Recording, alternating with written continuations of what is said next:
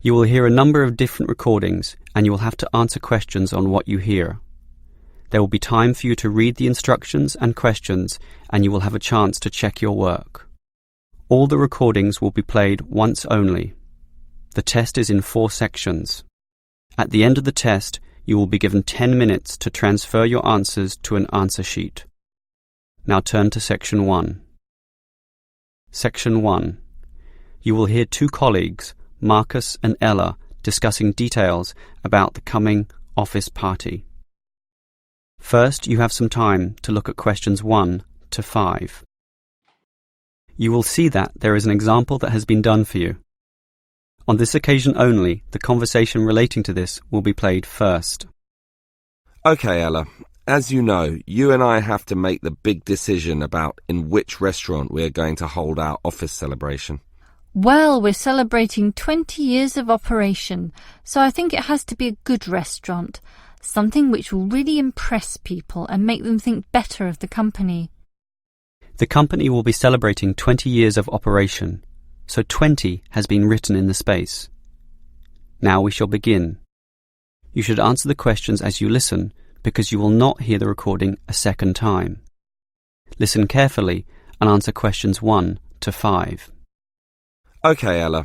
As you know, you and I have to make the big decision about in which restaurant we are going to hold our office celebration.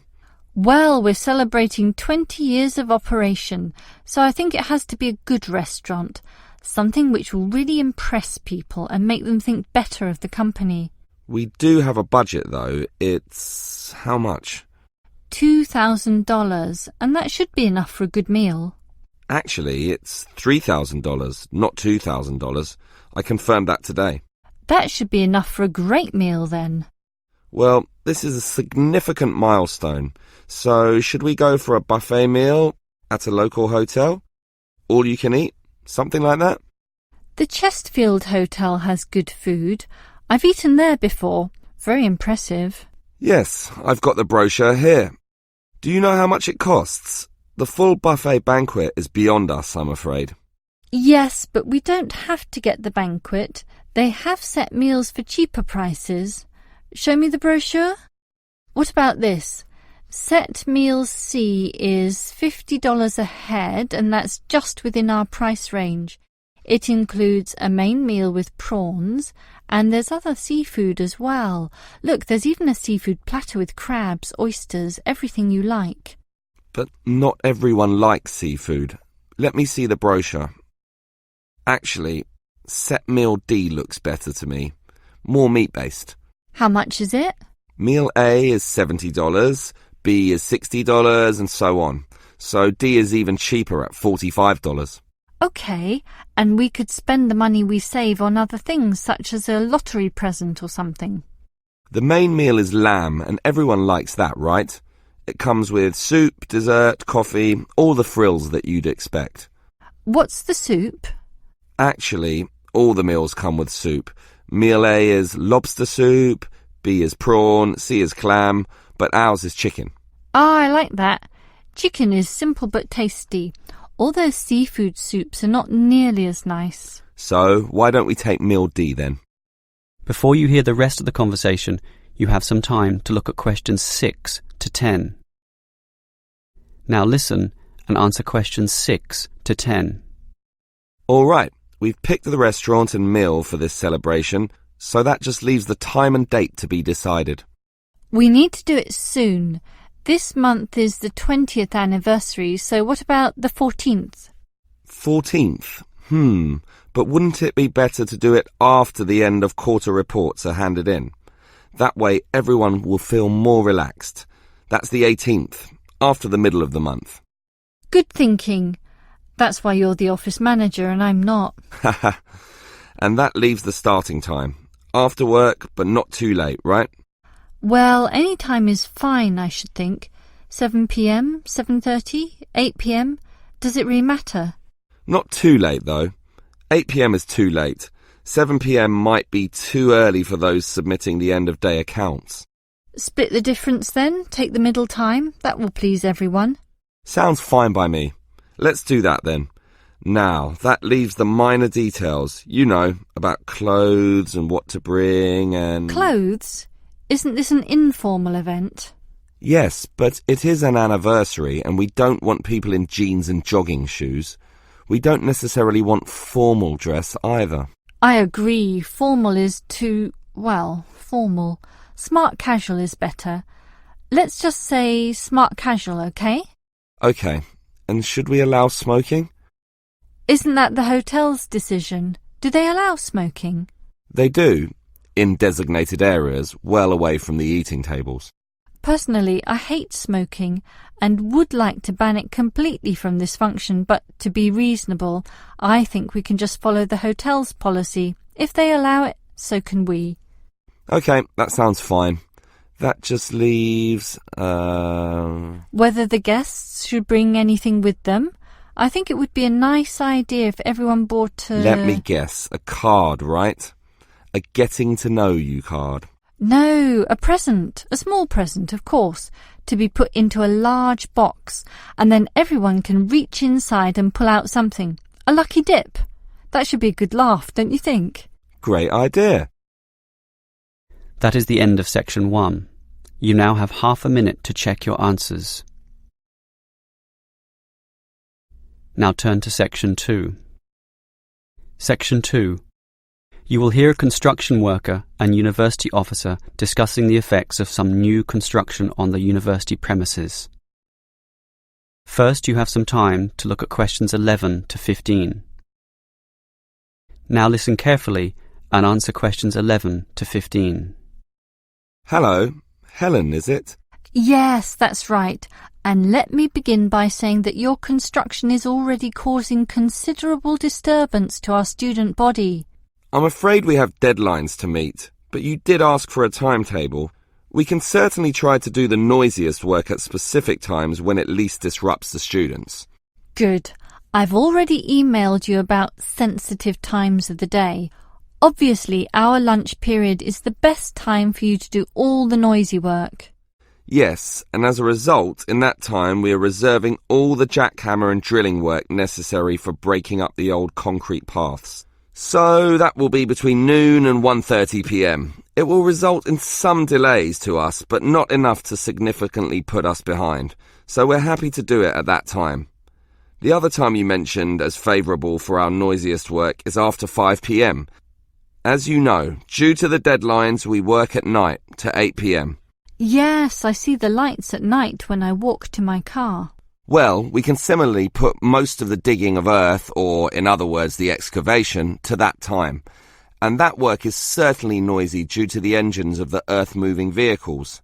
Inevitably, of course, there must be some noise during the day, and I think that the best we can do is concentrate it at one specific time so that at least you can anticipate it.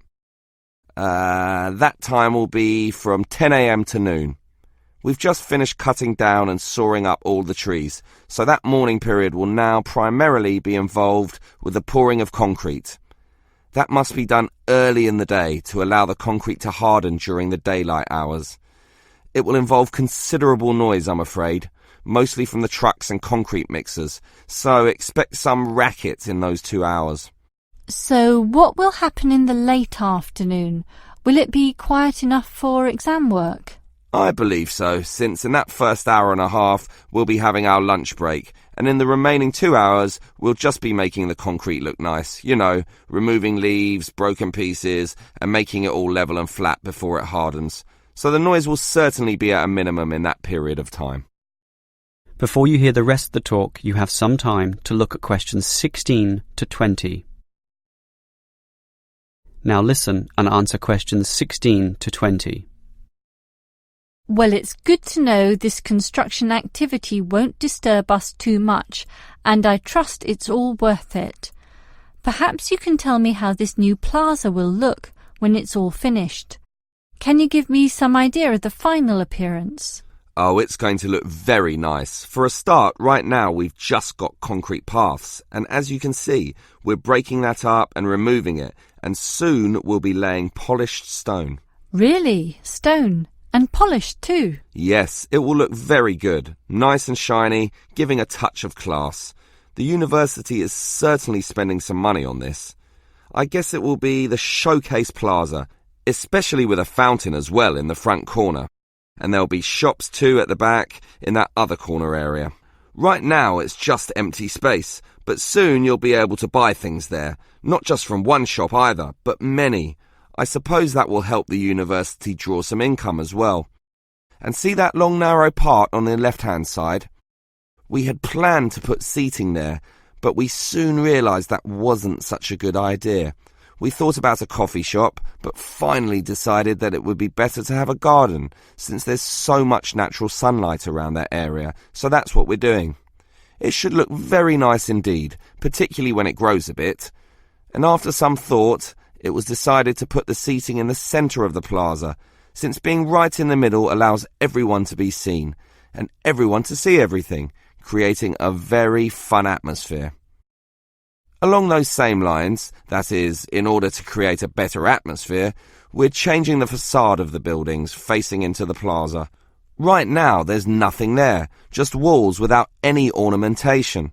We thought that we could either paint them with interesting pictures, perhaps with modern art or that sort of thing, but then decided to simply hang plants there, in keeping with the natural look of the place.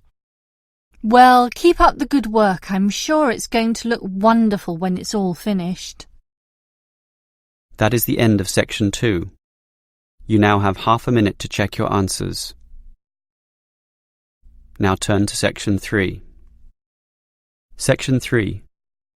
You will hear 3 students, Steve, David and Susan, discussing a science lecture they attended. First, you have some time to look at questions 21 to 26.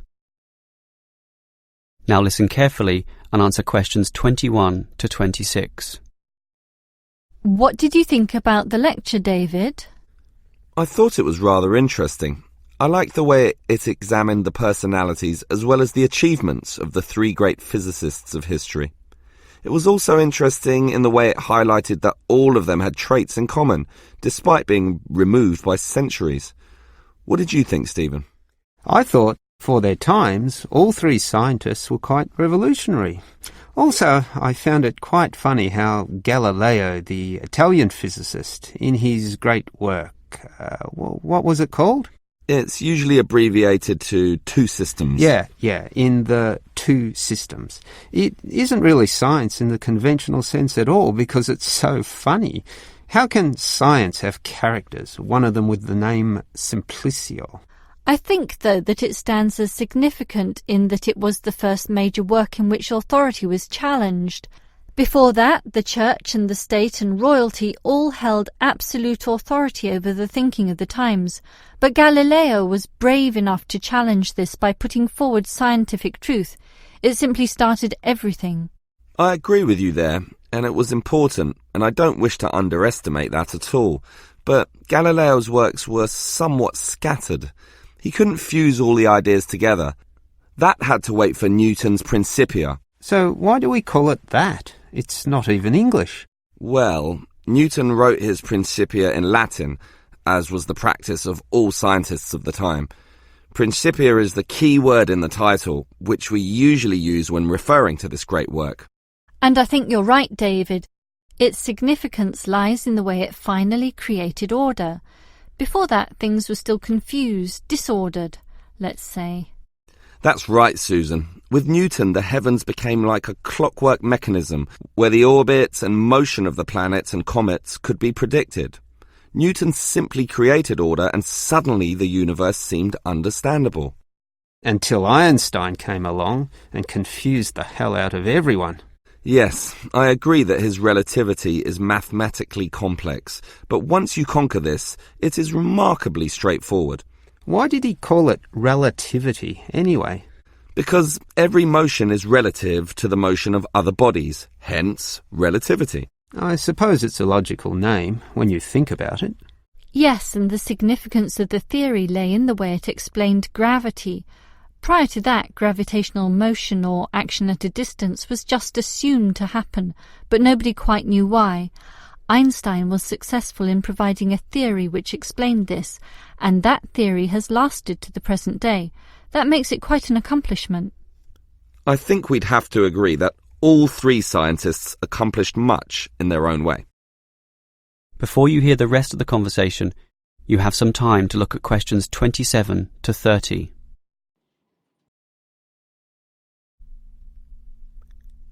Now listen and answer questions 27 to 30.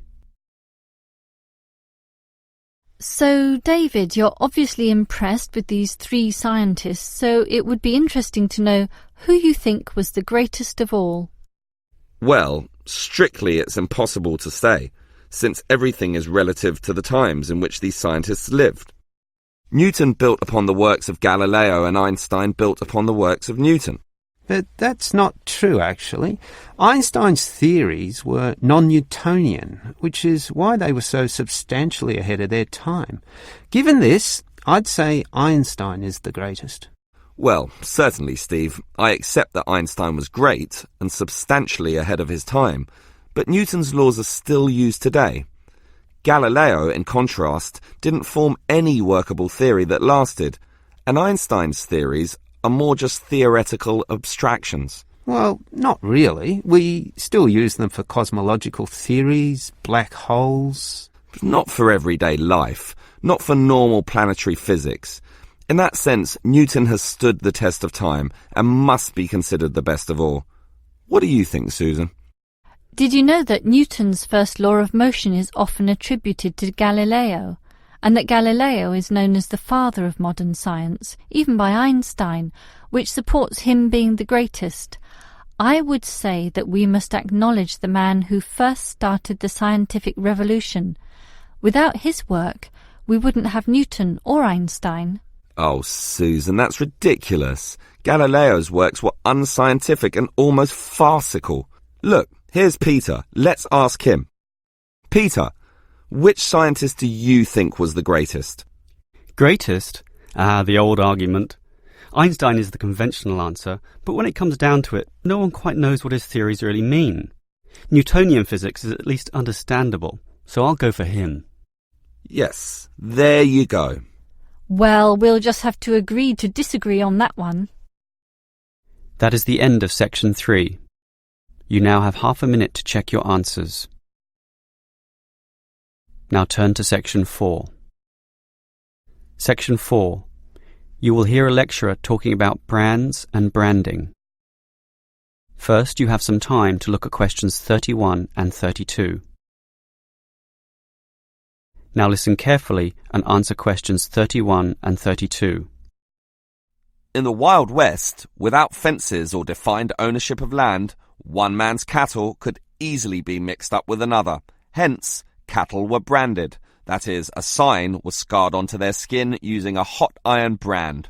Well, we still use the word today, but in a more general sense. Putting it simply, a brand is a name, term, design or symbol which identifies one's seller's goods from another. The car model might be called an Echo, but the brand is Toyota, complete with a Toyota symbol. People will trust brands, leading them to buy other products of the same brand. Then it has achieved brand recognition, which is a very good thing to have. Similarly, perhaps your clothes are Gucci, your jeans are Calvin Klein, your medicine is Procter & Gamble, and your cheesecake is the pleasantly termed Sara Lee. And that's the way you like it. Actually, all those previous brand names show you one way to coin the name of your brand. Just name your company and its products after yourself. This is known as using founders' names, which is all right if your name is catchy and cadent, such as, well, Calvin Klein, but there are many other ways as well. Before you hear the next part of the lecture, you have some time to look at questions 33 to 35. Now listen and answer questions 33 to 35. Well, here are some other ways to decide on your new brand name. You could use an acronym such as IBM or AWA, which sounds modern, scientific, and technically proficient. You might also wish to evoke feelings with an evocative name, such as Everest Airlines, where the skies are yours, or Amazon Books, with streams of literature. biggest in the world. Or Nike, named after the winged Greek god of victory. Alternatively, you might like to describe your product by using a descriptive brand name, Safe and Sleek Bedding, Ever Alert Security System, and so on. Or you could make it rhyme to be more easily remembered, Reese's Pieces, Faster Pasta, and others. Another method is just to invent a word when none existed before, technically known as a neologism. Names such as Wii, Kodak, or Rolex. And there are more methods as well. Each comes with its own appeal, but ultimately, everyone wants a global brand. Facebook, Pepsi, Nike, a name recognized all around the world. Before you hear the rest of the lecture, you have some time to look at questions 36 to 40. Now listen and answer questions 36 to 40. Now, let's go a little deeper into brands. One of the things which companies seek for their brands is an independent identity, or a concept regarding how the buyer feels about or perceives the product. A good example is Marlboro cigarettes with its cowboy imagery and sponsorship of car racing, all targeting a manly, tough male buyer. In other words, the images, commercials, logos, sponsorship, and product packaging are all carefully designed to cultivate a single identity which resonates, in theory, with the target market. The core element of this is the logo, the visual symbol that represents the brand. So, if, for example, the product is for younger people, say Nike jogging shoes, the catch cry is, "Just do it," and high-profile athletes appear in all their advertisements. Think of that Nike logo, that single tick, one of the most recognizable logos in the world. And it's all consistent with the symbolism of power, speed, and freedom. On the other hand, if you are targeting a richer, more mature, and male buyer, say with Rolex watches, the brand image might be one of solidity, sophistication, reliability, and the Rolex logo, a crown, that sign of royalty, of might and power, top of the heap, similarly puts forward this image. If we are targeting the younger teenage market, say with Calvin Klein jeans, the brand image is one of sexiness, rebellion, and freedom from conventions. The logo is simply the name on the jeans, but it is linked to that famous series of sexy models and those controversial ads, which still run to this day. This is all big science now, collectively known as brand management. It's complicated, but when done well, can result in millions of dollars in extra sales. That is the end of section 4. You now have half a minute to check your answers. That is the end of the listening test. In the IELTS test, you would now have 10 minutes to transfer your answers to the answer sheet.